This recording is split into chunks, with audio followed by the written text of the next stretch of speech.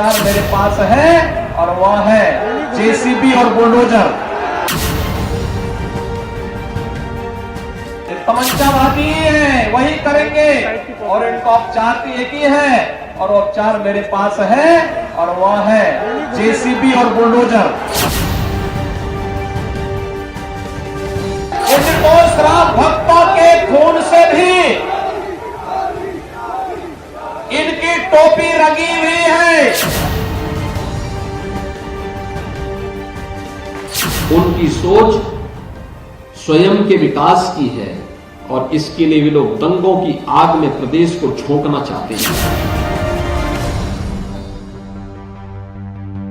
योगी जी ने कानून और व्यवस्था को सुधारा है, हमें पलायन करने वाले पलायन कर गए।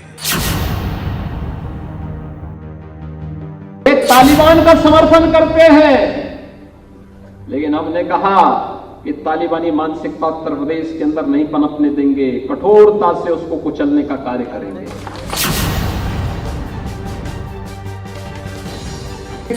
अखिलेश जी के हाथ में एक लाल लाइट है जो विकास के लिए है।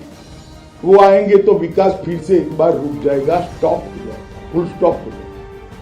मतलब लीली लाइट के लीली लाइट माफिया और गुंडे के लिए है, वो आएंगे तो माफिया और गुंडे फिर से बेरोक तो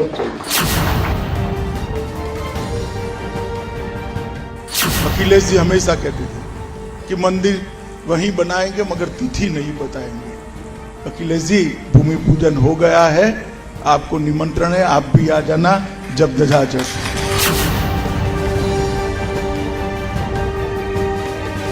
उत्तर प्रदेश की राजनीति में जिन्ना का नाम नहीं लिया जाना चाहिए, नाम लिया जाना चाहिए तो किसानों के गन्ना का नाम लिया जाना चाहिए, जिन्ना का नाम नहीं लिया जाना चाहिए।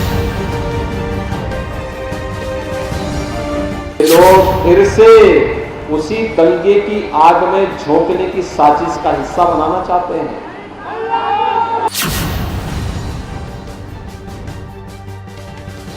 तेलंगाना में फिर से पलायन कराना चाहते हैं, क्योंकि अब उत्तर प्रदेश में पलायन नहीं होता है, अब तो प्रगति होती है, प्रगति।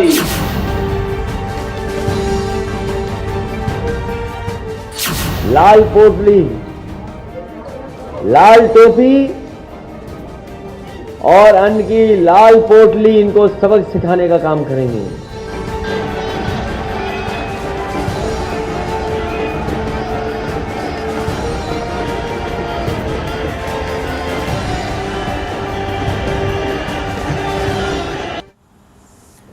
तो पश्चिमी उत्तर प्रदेश में प्रचंड प्रचार चल रहा है सभी राजनीतिक दलों का। यूपी चुनाव के पहले चरण में पाकिस्तान, जिन्ना, तालिबान ये शब्द चुनावी बहसों और भाषणों में खूब सुनाई दे रहे हैं।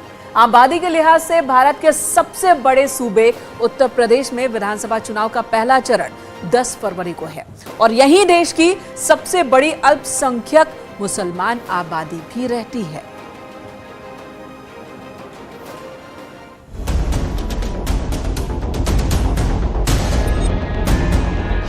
जैसे जैसे मतदान की तारीख करीब आ रही है, पश्चिमी यूपी का सियासी पारा हाई होता जा रहा है।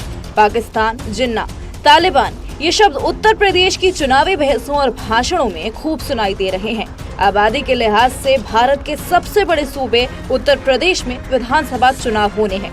यही देश की सबसे बड़ी अल्पसंख्यक मुसलमान आबादी रहती है। बागपत में सीएम योगी ने अखिलेश पर आरोप लगाया कि उन्होंने एसपी सरकार में सिर्फ कब्रिस्तान का विकास किया। सीएम योगी यहीं पर नहीं रुके, उन्होंने तो यहाँ तक कह दिया कि उनके पास तमंचावादियों का इलाज है और वो है जेसीबी और बुलडोजर।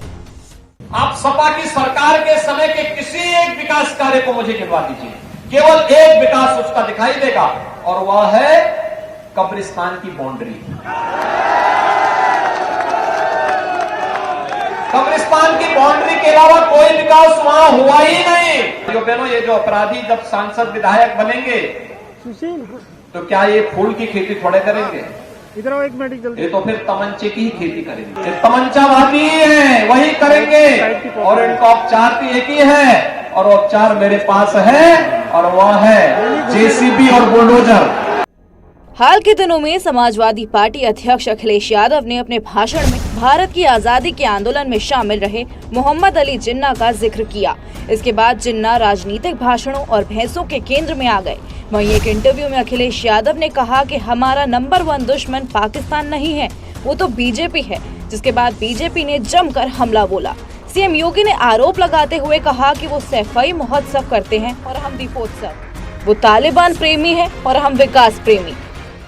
फर्क साफ है। पहले पश्चिमी उत्तर प्रदेश से पलायन होता था व्यापारियों का, युवाओं का। आज पलायन नहीं होता, आज प्रगति होती है, नौजवानों के लिए रोजगार का सृजन होता है। हम लोग अयोध्या में दीपोत्सव का आयोजन करते हैं, बरसाना में रंगोत्सव का कार्यक्रम करते हैं, और वे लोग सैफई महोत्सव मनाते थे। वे तालिबान का समर्थन करते हैं, लेकिन हमने कहा कि तालिबानी मानसिकता उत्तर प्रदेश के अंदर नहीं पनपने देंगे, कठोरता से उसको कुचलने का कार्य करेंगे। बीजेपी के वार पर अखिलेश यादव ने कहा कि जो लोग किसानों को आतंकवादी और मवाली कहते थे, उन्हें आंदोलन के आगे झुकना पड़ा। जनता ने मूड बना लिया है कि बीजेपी को हराना है। अखिलेश ने कहा कि नकारात्मक राजनीति करने वालों की इस बार हार होगी। हमें उम्मीद है कि शहर के लोग भी अन्नदाता के पक्ष में मतदान करेंगे और जो खुशहाली आनी चाहिए थी, जो तरक्की होनी चाहिए थी, जो विकास का रास्ता होना चाहिए था, वो भारतीय जनता पार्टी ने रोका है। यहां निगेटिव पॉलिटिक्स कोई कर रहा है, नकारात्मक पॉलिटिक्स कोई कर रहा है, तो वो भारतीय जनता पार्टी कर रही है। हम दोनों लोग मिलकर के नकारात्मक पॉलिटिक्स को खत्म करना चाहते हैं। एक बार फिर वही भाईचारा की पॉलिटिक्स करना चाहते हैं कि हम सब एक हैं। जो गंगा जमुनी तहजीब है उसको बढ़ा करके खुशहाली के रास्ते पर ले जाना चाहते हैं। उत्तर प्रदेश में बीजेपी के नेता समाजवादी पार्टी को पाकिस्तान का समर्थक बता रहे हैं और जिन्नावादी पार्टी कह रहे हैं। वहीं बीजेपी कैराना में हिंदुओं के पलायन का मुद्दा उठा रही है। यानी सभी राजनीतिक पार्टियां अपनी अपनी राजनीति के हिसाब से लाइन लेती नजर आ रही है। चुनाव को लेकर इस वक्त यूपी का सियासी पारा हाई है। खासकर पहले चरण में होने वाले मतदान वाले जिलों में ताबड़तोड़ प्रचार जारी है। बीजेपी समेत तमाम दलों के नेताओं ने ताकत झोंक रखी है और इस प्रचार के दौरान वार पलटवार जारी है। अमित शाह, जेपी नड्डा, राजनाथ सिंह और सीएम योगी लगातार कई जिलों में दौरे कर रहे हैं और पहले चरण के दौरान आने वाली सीटों के लिए डोर टू डोर प्रचार भी कर रहे हैं। न्यूज़ 18 के लिए ब्यूरो रिपोर्ट। तो यूपी की पहली लड़ाई हिंदू मुस्लिम पर आ गई है। मुजफ्फरनगर में केंद्रीय गृह मंत्री अमित शाह ने समाजवादी पार्टी पर जमकर हमला बोला। अमित शाह ने अखिलेश यादव को प्रेस कॉन्फ्रेंस कर आमने सामने आने का चैलेंज दे दिया अपराध के मुद्दे पर, जिसके बाद अखिलेश यादव ने पलटवार किया और चैलेंज को स्वीकार कर लिया। उन्होंने ट्वीट कर लिखा कि चैलेंज के लिए तैयार हैं, जगह और वक्त तो बताइए।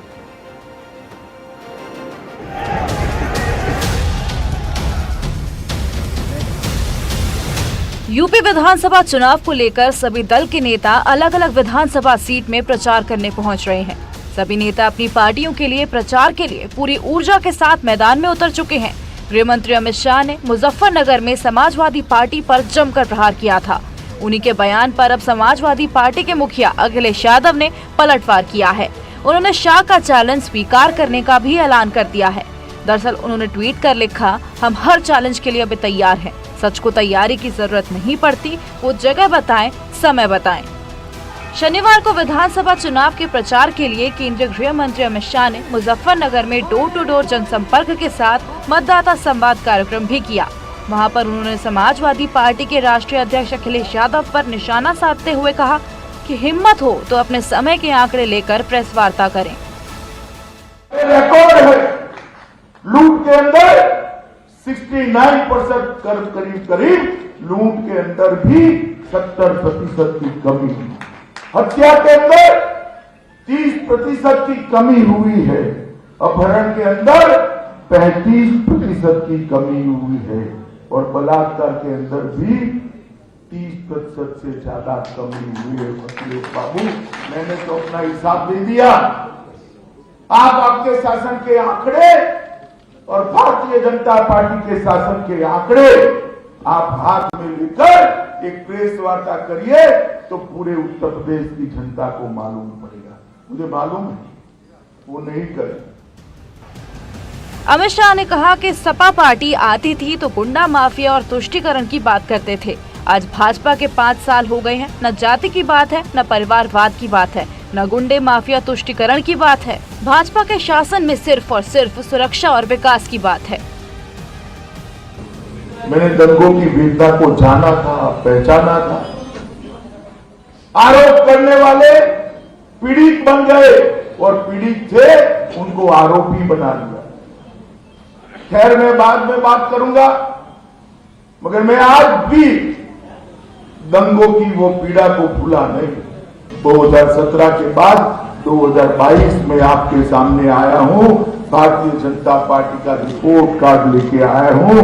न केवल पश्चिमी उत्तर प्रदेश, पूरे उत्तर प्रदेश से माफियाओं को चुन चुन कर साफ करने का काम योगी आदित्यनाथ ने किया। अमित शाह ने कहा कि अखिलेश और जयंत कहते हैं कि हम साथ साथ हैं, लेकिन वो सिर्फ काउंटिंग तक साथ साथ हैं। अगर इसकी सरकार बन गई तो जयंत सरकार से निकल जाएंगे और आजम खान वापस आ जाएंगे। अखिलेश ने पलटवार करते हुए कहा कि हम साथ साथ हैं। मैं बताऊं आपको, काउंटिंग तक अगर सरकार बन गई तो जयंत भाई निकल जाएंगे और आजम खान बैठ जाएंगे। बैठेंगे या नहीं बैठेंगे बताओ भाई, बैठेंगे या नहीं बैठेंगे? अभी तो जेल में है, अभी तो जेल में है। फिर आप जयंत जी को उनके साथ नहीं देखोगे। अतीक अहमद आ जाएंगे, आजम खान आ जाएंगे। जो विकास का रास्ता होना चाहिए तो वो भारतीय जनता पार्टी ने रोका है। यहां निगेटिव पॉलिटिक्स कोई कर रहा है, नकारात्मक पॉलिटिक्स कोई कर रहा है तो वो भारतीय जनता पार्टी कर रही है। हम दोनों लोग मिलकर के नकारात्मक पॉलिटिक्स को खत्म करना चाहते हैं। एक बार फिर वही भाईचारा की पॉलिटिक्स करना चाहते हैं कि हम सब एक हैं। जो गंगा जमुनी तहजीब है उसको बढ़ा करके खुशहाली के रास्ते पर ले जाना चाहते हैं। यूपी में 7 चरणों में विधानसभा चुनाव होना है, जिसकी शुरुआत 10 फरवरी को पश्चिमी यूपी के 11 जिलों की 58 सीटों पर मतदान के साथ होगी। उत्तर प्रदेश की राजनीति में बयानबाजी तेज होती जा रही है। गृह मंत्री अमित शाह के बयान पर अब समाजवादी पार्टी के मुखिया अखिलेश यादव ने पलटवार कर चैलेंज स्वीकार कर लिया है। न्यूज़ 18 के लिए ब्यूरो रिपोर्ट। आक्रामक चुनाव प्रचार हो रहा है। एक दूसरे पर एक से बढ़कर एक गंभीर आरोप लगाए जा रहे हैं, चुनौती दी जा रही है, ली जा रही है। आखिर पश्चिम की लड़ाई हिंदू मुस्लिम पर क्यों आ गई, ये समझने के लिए चलिए आपको ये आंकड़े दिखाते हैं। पहले फेज में जो चुनाव होना है, 58 विधानसभा सीटों पर चुनाव मतदान होना है। और आपके सामने ये तस्वीर, ये 2017 की तस्वीर हम आपको दिखा रहे हैं। इन 58 में से 53 सीटों पर बीजेपी का कब्जा, समाजवादी पार्टी 2, बीएसपी 2, एक अन्य कांग्रेस शून्य। 623 उम्मीदवार हैं पहले चरण के लिए इस बार चुनाव मैदान में।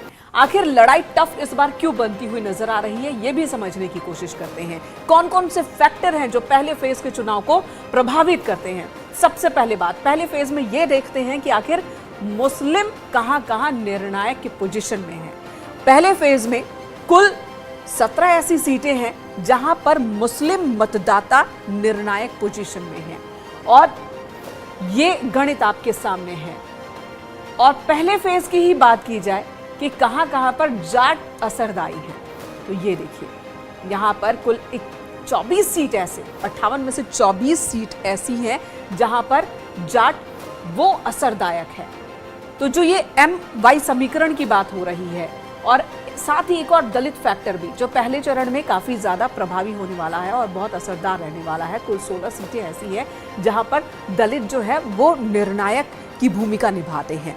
और यही कोशिश हो रही है समाजवादी पार्टी और RLD की ओर से, जो कोशिश है वो मुस्लिम और जाट को मिलाने की कोशिश, दलितों को साथ लाने की कोशिश हो रही है। तो बीजेपी यहां पर लगातार अपने OBC वोट बैंक को जुटाने की जुगत में दिख रही है। और लड़ाई जो है इतनी ज्यादा टफ हो गई है यहाँ की कि बात अब हिंदू मुस्लिम की हो रही है, बात हो रही है यहाँ पर तमंचावाद, विकासवाद की हो रही है। कितना असर होता है इन दावों का, एक दूसरे पर हमलों का, ये आपको समझ में आएगा जब 10 फरवरी को इलेक्शन होगा और 10 मार्च को जब नतीजे आएंगे।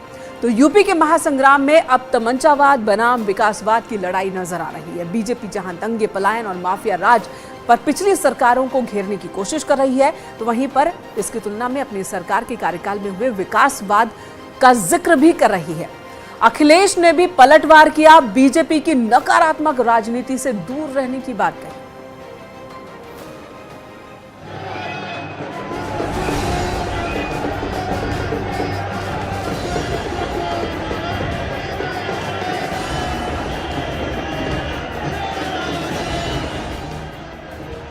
चुनाव के लिए प्रचार अभियान तेज हो गया है।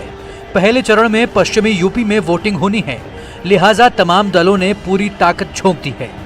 बीजेपी के नेता डोर टू डोर प्रचार में जुटे हैं। सीएम योगी आदित्यनाथ ने ताबड़तोड़ रैलियों के जरिए विपक्ष पर जमकर प्रहार किया। मैंने इसीलिए कहा, जो ये हिस्ट्री सीटर को इन्होंने जिस पेशेवर माफिया और अपराधियों को टिकट दिया है सपा बसपा ने, मैंने कहा बहुत मत बिलबिलाइए भाई, 10 मार्च को फिर बिलों के अंदर घुसोगे, चिंता मत करो। 10 मार्च के बाद